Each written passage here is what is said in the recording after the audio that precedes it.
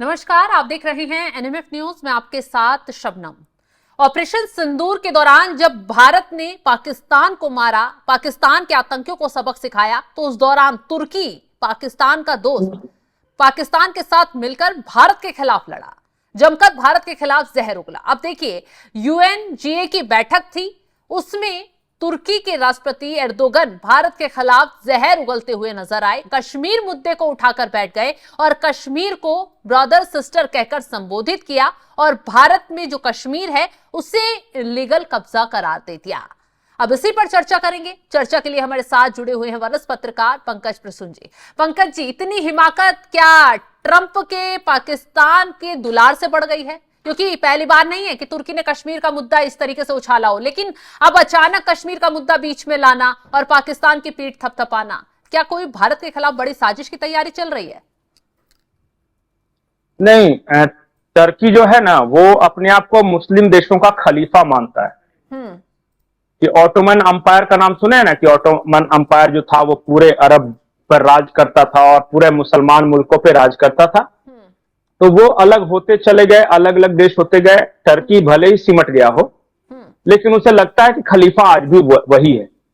तो ऐसे खलीफा बन जाएगा? तो जैसे नहीं, तो जैसे किसी मुस्लिम देश के साथ गैर मुस्लिम देशों का कोई विवाद होता है तो टर्की अपने आप मुस्लिम देशों की तरफ खड़ा हो जाता है, और ये मुस्लिम ब्रदरहुड के नाम पे। मेरा सवाल कुछ और है, ये कश्मीरी कब से टर्की के भाई बहन हो गए भाई? क्योंकि मुझे तो नहीं पता कि टर्की का कोई आया था जिसने यहाँ कोई पैदा किया था या यहाँ का कोई गया था। कहीं ये वैसे वाले मुसलमानों की बात तो नहीं कर रहा है जो कहते हैं कि हमारे जो पूर्वज थे वो तुर्क से आए थे या ईरान से आए थे और हिंदुस्तानी मुसलमानों को वही सब लोग नीचा दिखाते हैं? उनकी बात तो नहीं कर रही है। पता है ना ऐसे लोग क्या कहते हैं कि 80% मुसलमान है वो हिंदुस्तानी मुसलमान है, जैसे अंसारी वगैरह हो गए, और हम लोग अशराफ हैं। हम ईरान से आए थे, तो हम टर्की से आए थे, तो पता नहीं कहां कहां से आए थे। तो कहीं उनको एड्रेस तो नहीं कर रहा। पॉइंट नंबर 2, कि अगर टर्की ने हमारे इंटरनल मैटर्स कश्मीर के बारे में बोल ही दिया है, तो क्या भारत को भी साइप्रस और सीरिया के बारे में बातचीत करना चाहिए, जिस पर तुर्क ने कब्जा जमा रखा है और उनका विवाद है उसके साथ? साइप्रस दौरे पर भारत, अब प्रधानमंत्री मोदी भी गए थे हाल ही में। मैं एक एक करके साइप्रस और टर्की का विवाद क्या है, और साइप्रस और सीरिया का विवाद क्या है, ये दर्शकों को समझा देता हूं। बिल्कुल। सबसे पहले साइप्रस। साइप्रस एक देश हुआ करता था। 1974 में टर्की ने एक सैन्य अभियान के जरिए उस देश के आधे हिस्से पर कब्जा कर लिया। अब जो साइप्रस है वो दो साइप्रस हो गया, एक है ग्रीक साइप्रस और एक है टर्की साइप्रस। ग्रीक साइप्रस जो है वो ईसाई बहुल आबादी है, और टर्की साइप्रस जो है, यहां पे बहुत कोशिशों के बाद टर्की ने वहां मुसलमानों को ज्यादा संख्या में बसा दिया। अच्छा, तो क्या भारत को यह सवाल नहीं उठाने चाहिए कि तुमने जबरदस्ती साइप्रस पे कब्जा क्यों कर रखा है? तुम टर्की साइप्रस को अलग करो और साइप्रस एक बार फिर से उसी तरह का यूनाइटेड कंट्री हो जैसा पहले हुआ करता था। भारत को यह मुद्दा उठाना चाहिए। बिल्कुल उठाना चाहिए। टर्की का सीरिया जैसे मुस्लिम देशों के साथ भी विवाद है। ये भले ही अपने आप को मुस्लिम का खलीफा मानता है, लेकिन सीरिया जैसे देशों पर इसने सैन्य अभियान चलाए हैं।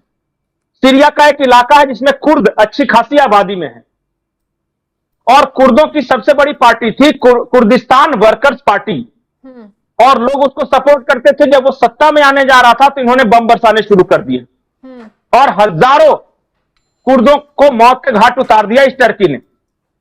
क्या वो मुसलमानों पर अत्याचार नहीं था? बिल्कुल। क्या भारत को सीरिया के कुर्दों के लिए आवाज उठानी चाहिए, नहीं उठानी चाहिए? खुद में 56 छेद है और दूसरे के देश के मामले में नाक घुसेड़ते चल रहे हैं, सिर्फ इसलिए कि आप नाटो के सदस्य हैं।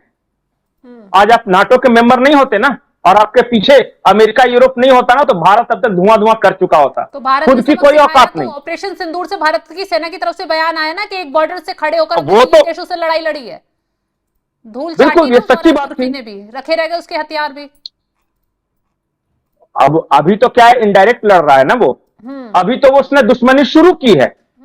अभी तक तो भारत क्या था कि टर्की में जो भूकंप आया था तो भारत ने ऑपरेशन दोस्त के तहत उनको दवाएं, आदि सामग्री, मदद पहुंचाया था। हाँ। सोचा था कि चलो भाई अच्छा देश है, लेकिन उनको तो बनना है मुस्लिमों का खलीफा।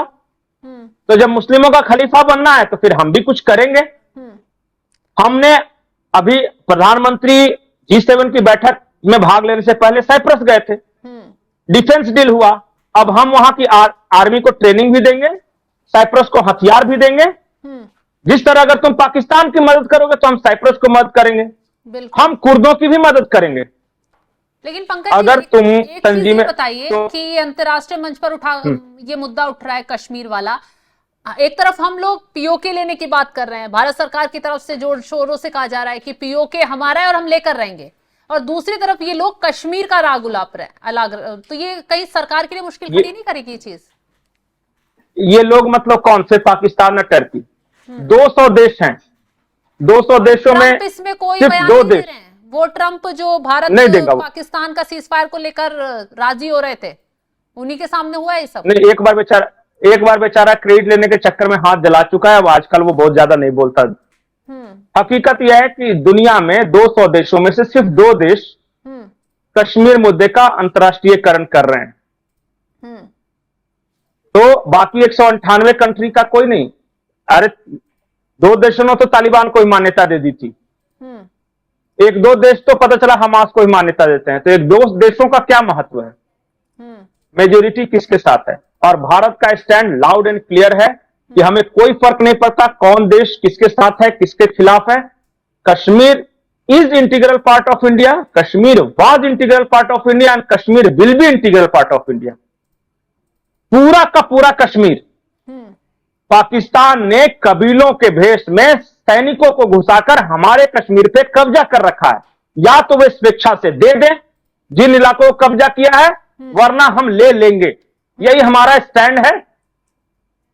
और जो लोग कहते हैं ये आसान नहीं है, तो आसान तो पाकिस्तान का 50-50 बंटना भी नहीं था। ये तो छोटे से पीओके की बात है।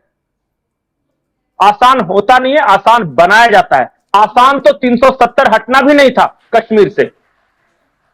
जब कश्मीर से हम 370 हटा सकते हैं, जब हम पाकिस्तान को 2 टुकड़ों में बांट सकते हैं, तो हम पीओके भी ले सकते हैं और लेंगे।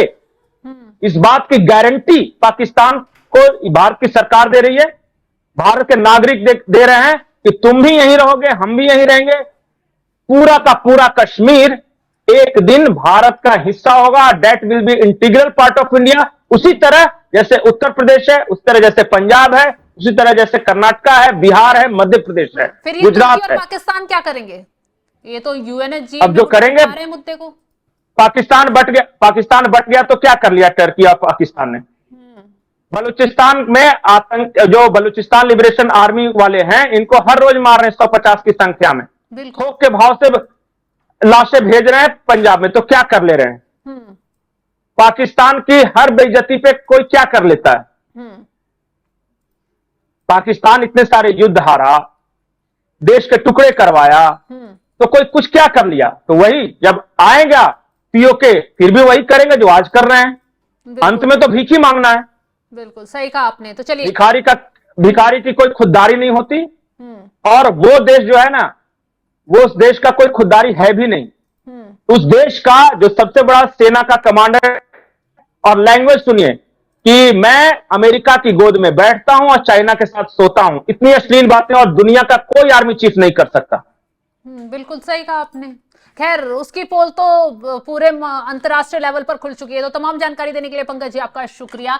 तो देखा आपने कैसे तुर्की के राष्ट्रपति एर्दोगन अब कश्मीर का राग अलाप रहे हैं, पाकिस्तान के दोस्त बनकर, भाई बनकर कैसे ये दिखाने की कोशिश कर रहे हैं कि मैं पूरे मुस्लिम देशों का खलीफा हूं और मैं चाहूंगा, मैंने पहल की तो कश्मीर जो है वो पाकिस्तान में आ जाएगा। हालांकि वो शायद गलतफहमी में है, वो भारत के कदम, भारत के एक्शन को देखना भूल गए हैं, उन जख्मों को देखना भूल गए हैं जो भारत की तरफ से लगातार पाकिस्तान को दिए गए। और अगली बारी पाकिस्तान को मिलने वाले बड़े जख्म की अब होगी जब पीओके वापस भारत में लिया जाएगा। तो फिलहाल इस खबर को लेकर आप क्या राय रखते हैं, कमेंट बॉक्स में जरूर बताइएगा। तमाम बड़ी खबरों की अपडेट के लिए आप हमारे साथ जुड़े रहें। नमस्कार।